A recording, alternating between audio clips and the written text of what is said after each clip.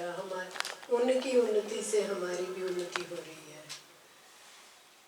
संजी, ज्ञान में आने के बाद ज्ञान की साधना का जो है बहुत ही अच्छी है। ज्ञान की साधना निरिच्छा भाव, सब में देखे भगवान, है ही भगवान, है ही भगवान। तो ये जीवन में अब हो भी रहा है। बहुत इच्छाएं थी, बहुत कुछ चाहते थे, हर रोज़ नई इच्छा पैदा होती थी, लेकिन ज्ञान में आने पर अब इच्छा का भी मतलब पता हो गया। निरिच्छा भाव होता जा रहा है प्रतिदिन। और जो ज्ञान की साधना है, सब में देखे भगवान। तो एक संतनी ने कहा कि कण कण में भगवान पढ़ते आ रहे हैं, सुनते आ रहे हैं, लेकिन अब तन तन में और मन मन में भी भगवान दिखने लगा है। ये बहुत ही अच्छा लगा और बहुत बहुत कुछ सीखने को मिल रहा है इस दर पे आके। और परमात्मा ने, गुरु ने, आपने हमारा जो हाथ थाम लिया, उससे हमें अपने जीवन का एक रास्ता मिल गया। जब भी हम इकट्ठे होते हैं फ्रेंड्स आपस में, तो सबसे कहती हूँ कि भी इस उम्र में आकर कहीं ना कहीं ज़रूर जुड़ जाओ, लेकिन उनका इंटरेस्ट ही नहीं है और ऐसे लगता है कि वे एमलेस घूम रहे हैं, कुछ उनके जीवन में सफलता नहीं है, कुछ भी रास्ता नहीं है। लेकिन गुरु ने हमारा हाथ पकड़ लिया, बहुत अच्छा रास्ता हमें दिखाया, बहुत हमारी उन्नति, स्पिरिचुअल उन्नति, हमारी सामाजिक उन्नति, हमारी हर तरह से उन्नति ही उन्नति है।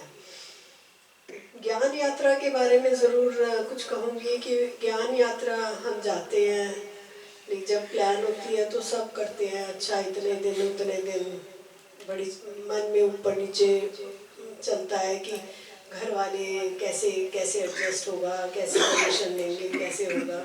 लेकिन ज्ञान यात्रा का जो असली अर्थ है कि सत्संग में आने के बाद हमारे सारे कर्म गुरु खलास कर देता है।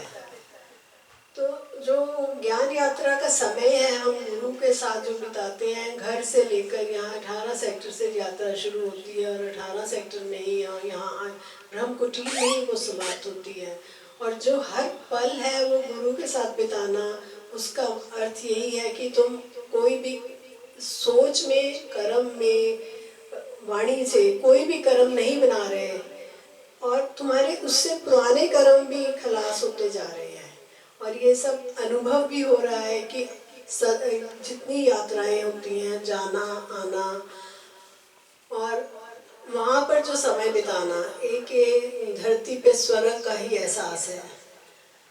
कहते हैं स्वर्ग स्वर्ग देखा नहीं है, स्वर्ग देखा नहीं है, लेकिन जब यात्रा पे जाते हैं हर समय सत्संग के भाव में, गुरु के भाव में, परमात्मा के भाव में निकलता है और वो एक स्वर्ग से कम नहीं है। संजी, आप बस अपना आशीर्वाद, अपना हाथ हमारे ऊपर रखे रखना, जीवन की राह हमें मिलती रहे, हम आगे चलते रहें और सारा परिवार ऐसे जुड़ा रहे। ये बहुत आपका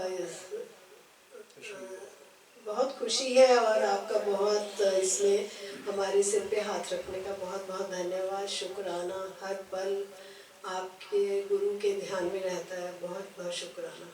थैंक यू संजी। बंटी को माइक